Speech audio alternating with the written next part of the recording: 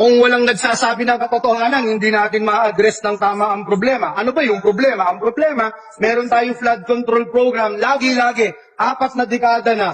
One administration to another, but it's getting worse. Why? Hindi tama, palpak ang ating flood control program. Meron po tayong 183 billion na budget ang DPWH alone. Hindi kasama ang DENR, hindi kasama ang ilang ahensya ng pamahalaan. And yet, tingnan nyo, dito sa Bulacan, about 1.7 billion. Pero halos lahat ng towns, lubog. Dito sa Kalumpit, lahat ng barangay, lubog. Dun sa Agonoy, lahat ng barangay, lubog. Galing din po tayong Paumbong, lubog. So, there's really a problem there. We need a concrete plan, an overall master plan.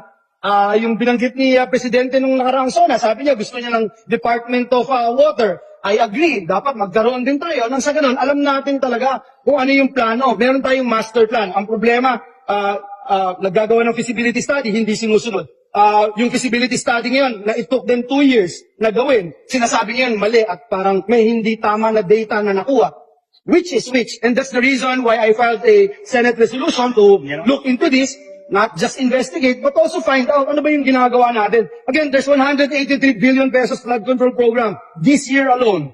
And yet, nothing is happening. So, aminin natin, no? Palpak yung national government in addressing our flood control program. Solution dito talagang gumawa tayo ng master plan. Ano talaga yung gusto natin gawin? Pag inayos mo yung isang barangay, tatamaan yung isang barangay. Pag inayos mo yung isang town hindi inayos, ganun din mangyayari. At magiging cycle lang po yan. At yan yung panawagan po natin. Senator, the governor is proposing a mega dike project na from Bataan, Pampanga, and Bulacan. What are your thoughts on this, sir? Definitely, we are in full support with the governor natin dito sa Bulacan at other governors na ng Pampanga at Bataan, yung mega dike. Importante po yan. But at the same time, it should be part of the overall master plan ng pamahalaan para talagang sugpuin.